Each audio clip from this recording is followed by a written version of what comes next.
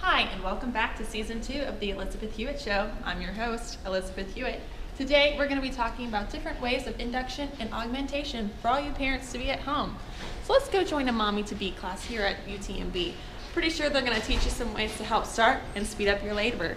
What are we waiting for? Let's go! Hi, my name is Kandice, and I'm an L&D nurse at Jeannie Sealy. Today, what I want to talk about is ways to induce labor and help labor by augmenting it. So let's start off by everyone introducing themselves. Hi everyone, I'm Kayla. Just so you know, I've done this before. I have two beautiful babies at the house, so if you have any questions, just ask me because I'm the pro. Well, I'm Callie. I don't have any kids, but I've done a lot of research on augmenting and inducing, so if you want to ask me anything, I'll probably know it.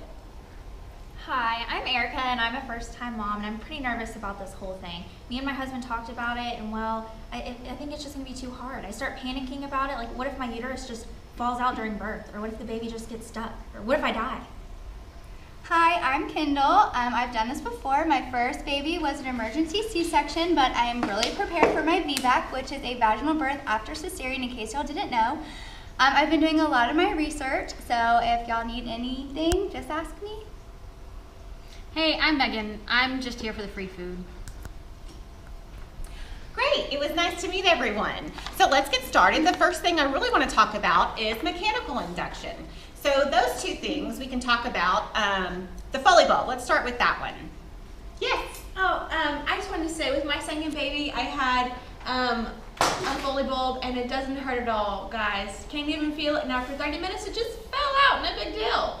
Well, thank you, Kayla, that's great. But I actually want to talk about what it really does. Wait, it just like fell out, like by itself? What if my baby just falls out?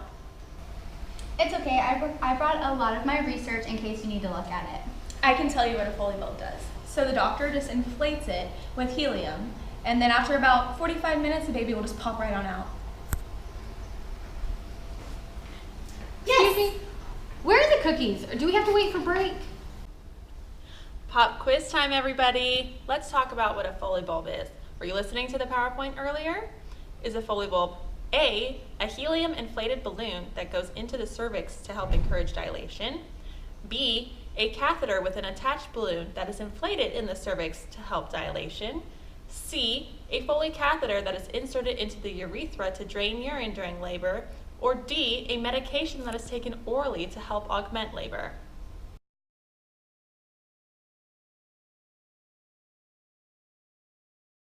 Okay, good. I know y'all done y'all's research, so let's go ahead and talk about what it really does. It's actually a catheter that we put into the cervix. We go ahead and blow it up, and then it falls out whenever it's ready and dilates the cervix. So you're right, Kayla, it does fall out. See, I told you I knew what I was talking about. Wow, you're really smart.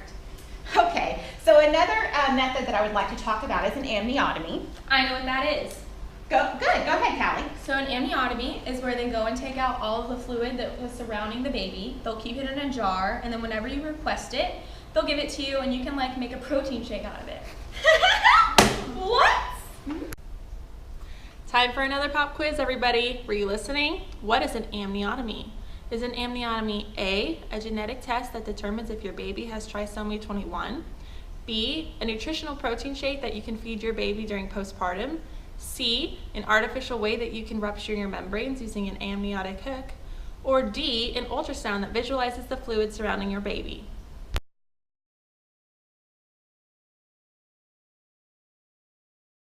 Well, bless your heart. That's not right, but good try. What it actually is when we break your bag of water by using an amniotic hook, and that helps start the process. Yes? I actually have an amniotic hook in my bag if anyone wants to hold it, and I figured we could just pass it around. What if the hook pokes my baby's eyes out? What if it punctures my uterus and I just bleed out? I read all about postpartum hemorrhage, y'all. It's a real thing.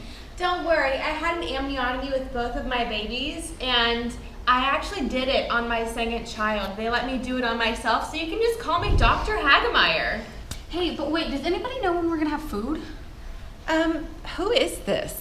Anyway, we don't have much time, so let's talk about chemical induction. There are certain ways or certain medications we can give you, like Cytotec and Cervidil and Prepidil, to help go ahead and dilate that cervix. Wait, medications? What about side effects? What if medications don't go as planned, right? You could be allergic, or what if it gets placed wrong, or what if you just die?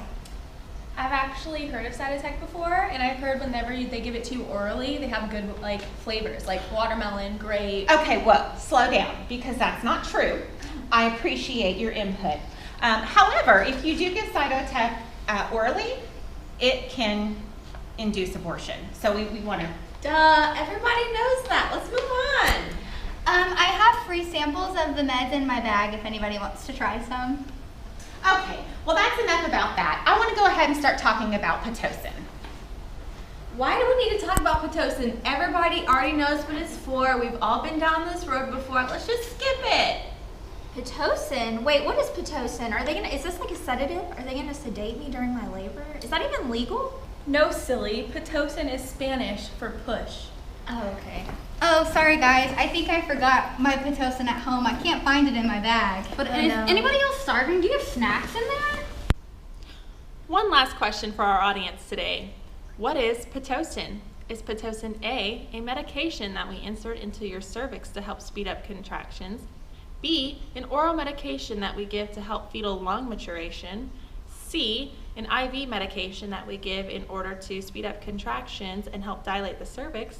Or D, a Spanish word for push?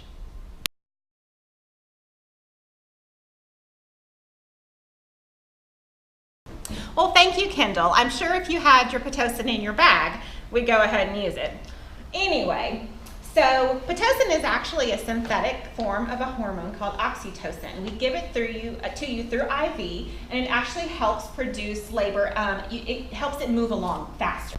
I knew that. All right, everyone, that's actually all the time we have for class today. So if you have any questions, go ahead and email me at my friend's email, because I am so sick of these women right now. I am never teaching this class again. Y'all just feel free to email me with any questions y'all have. I'm kind of an expert.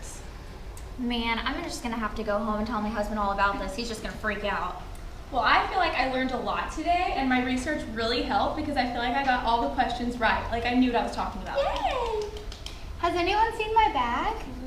Wait, this is a labor induction class? I thought this was a cooking class. Thank you for tuning in to our segment of the Elizabeth Hewitt Show. I'm your host, Elizabeth Hewitt. I hope all you pregnant moms at home got a little bit more of a feel for what induction and augmentation is going to be like and how you can prepare for your big day. I hope you can catch us next week on our new segment, Semester 4, full of smiles or full of tears. We're gonna have to wait and see. Catch you next time.